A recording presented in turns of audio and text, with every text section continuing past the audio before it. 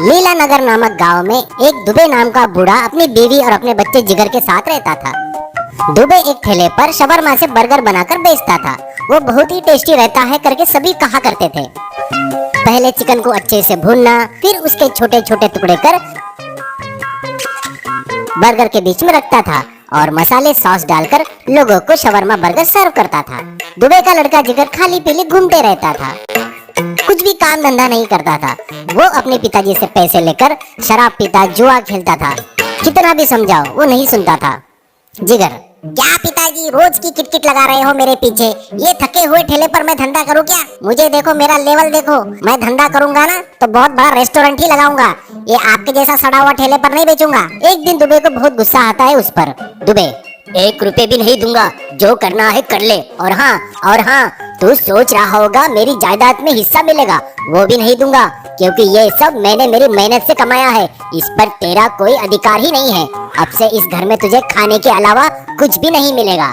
अब तू तेरा देख ले, कहीं काम कर ले, पैसा कमा ले, उस पैसों से दारू पी, जुआ खेल, जाके कहीं मर, तेरी मर्जी। ये सुनकर जिगर घबरा जाता है। पिताजी ऐसा बोलेंगे वो सोचा नहीं था और वो वहाँ से चला जाता है। शराब की दुकान पर जाकर उधार मांगा तो वो नहीं देता है। दोस्तों को शराब पिलाने को कहता है तो वो नहीं बोल देते हैं। एक दिन शेफ का ड्रेस पहनकर एक व्यक्ति उनके गाड़ी के पास आता है। उसके सिर पर शेफ की हैट पहनी होती है। वो कहता है, दुबे जी, मैंने सुना है आपके पास शवरमा बर्गर बहुत ही स्वादिष्ट रहता है। 1 प्लेट दीजिए दुबे जी। दुबे जी खुश होकर एक बर्गर देता है। वो खाकर, वाह क्या स्वाद है, क्या टेस्ट है, ऐसा कहता है। पैसे देकर, दुबे जी मेरा नाम गौतम है, मैं 5 स्टार होटल में शेफ हूँ। मुझे वहाँ का वातावरण बिल्कुल नहीं पसंद आया, इसलिए मैं यहाँ पर आ गया। मेरे पास अभी कोई काम नहीं है, क्या आप मुझे आपके पास नौकरी देंगे क्या? अगर कोई एतराज ना हो तो। अगर आप मुझे बर्गर बनाना सिखाएंगे तो मैं भी एक ठेला लगा लूंगा, पर इस गांव में नहीं, मैं जाकर शहर में लगाऊंगा। अगर आपको मुझ पर भरोसा है तो प्लीज बताइए ना। ये सुन दुबे खुश होकर, क्यों नहीं बेटा, तेरे जैसे ईमानदार सच्चाई पर चलने वाले कहाँ मिलते हैं। तुझे यह काम दूंगा, पर ज्यादा पगार नहीं दे पाऊंगा, महीने के सिर्फ 5000 दूंगा। वैसे ही बर्गर भी बनाना सिखाऊंगा। जिंदगी में कुछ बनने का प्रयास कर रहे हो, उसमें तुम्हारी मदद नहीं किया तो सही नहीं होगा बेटा। मैं तुम्हारी मदद जरूर करूंगा। मेरा भी एक लड़का है, वो किसी काम का नहीं है, एकदम बेवकूफ है। गौतम, ठीक है दुबे जी, धन्यवाद। आपने मुझे अपना समझकर आपके बच्चे के बारे में बताया, मुझे काम दिया, इसलिए आपको धन्यवाद कहता हूँ। दुबे, वो सब ठीक है, पर ऐसे ठेले पर भी शेफ का ड्रेस पहनना जरूरी है क्या? गौतम, अगर ड्रेस पहनकर खाना बनाया ना, मुझे ऐसा लगता है कि मैं पूजा कर रहा हूँ।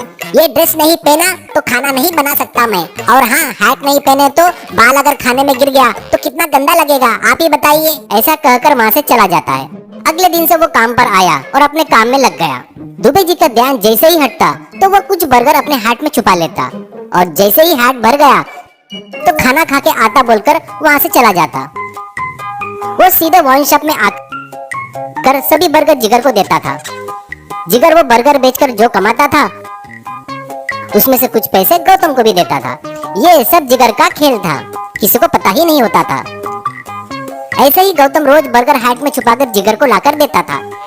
एक दिन गौतम दुबे की नजर बचाकर बर्गर हैट में रख लेता है। हैट भर जाता है।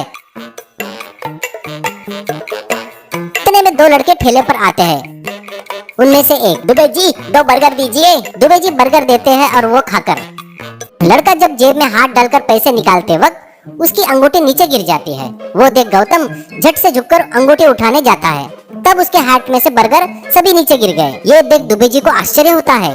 दोनों लड़के मिलकर गौतम की जमकर धुलाई करते हैं। उनमें से एक, दुबे जी हम लोग पुलिस वाले हैं और ये एक क्रिमिनल है, इसको हम कई दिनों से ढूंढ रहे हैं, और हाँ, आपके पास इसको आपके लड़के ने भेजा है, उसको भी अच्छा ट्रीटमेंट देकर सुधार कर आपके पास भेजेंगे। ऐसे ही दोनों को पुलिस स्टेशन ले जाकर अच्छी और जमकर ट्रीटमेंट देते हैं।